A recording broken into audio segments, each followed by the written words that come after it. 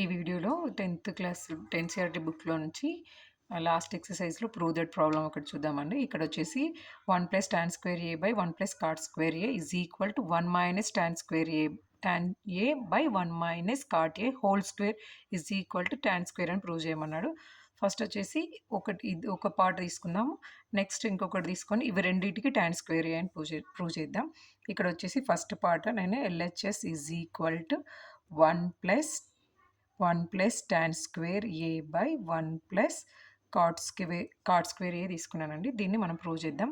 First వచ్చేసి దీనికి identities ఉంటాయండి. ఐడెంటిటీస్ అంటే మనకి నార్మల్‌గా ఉంటాయి కదా! Secant square second identity secant square A minus tan square A is equal to 1.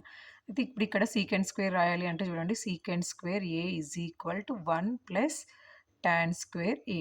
Next వచ్చేసి cosecant square A minus cot square A is equal to 1. దీన్ని మనము కొసీకెంట్ స్క్వేర్ రాయాలంటే cosecant square A is equal to 1 + cot square A.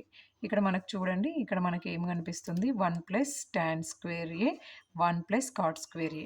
1 + tan square A ప్లేస్లో మనం ఏమని రాయొచ్చు secant square A by 1 + cot square ఏలో మనం ఏమని రాయొచ్చు కొసీకెంట్ స్క్వేర్ ఏ రాయొచ్చు.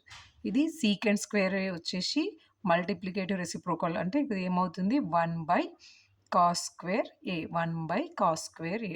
నెక్స్ట్ వచ్చేసి కొసీకెంట్ స్క్వేర్ వచ్చేసి ఏమవుతుంది 1/sin స్క్వేర్ ఏ.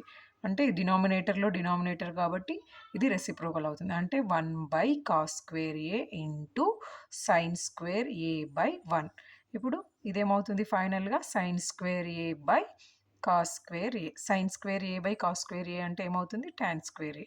ఇది వచ్చేసి first 1 + tan square A by 1 + cot square A is equal tan square A prove అయిపోయింది కదండి. నెక్స్ట్ వచ్చేసి 1 - tan A by 1 - cot A whole స్క్వేర్ని సాల్వ్ చేద్దాం ఇక్కడ రైట్ సైడ్లో. ఇక్కడ చూడండి మనం నెక్స్ట్ వచ్చేసి ఇక్కడ 1 - tan A by 1 - cot A whole square is equal to tan square A అని ప్రూవ్ చేయాలి. ఇక్కడ వచ్చేసి మనం ఫస్ట్ 1 - tan ఏ స్క్వేర్ని నేను ఇక్కడ ఏం చేస్తున్నానంటే a - b whole square is equal to a square plus b square minus 2ab లాగా స్ప్లిట్ చేస్తున్నాను. ఫస్ట్ వచ్చేసి 1 - tan A whole square by 1 - cot A whole square 1 - tan A whole square 1 - cot A whole square. ఇక్కడ వచ్చేసి first 1 square plus tan square A minus 2 into AB అంటే 2 into 1 into tan A. Next వచ్చేసి 1 square plus cot square A minus 2 into 1 into cot ఏ. ఇక్కడ వచ్చేసి మనం already ఇక్కడ first one solve చేసినప్పుడు చూసాం కదండి secant square A is equal to 1 + tan square A cosecant square A is equal to 1 + cot square A. ఇక్కడ వచ్చేసి 1 + tan square A 1 + tan square A ఏమవుతుందంటే secant square A minus 2 tan A by ఇక్కడ వచ్చేసి cosecant square A minus 2 cot A. మీకు ఎందుకు రాసానని doubt రావచ్చు. ఇక్కడ వచ్చేసి second identity secant square A is equal to 1 + tan square A.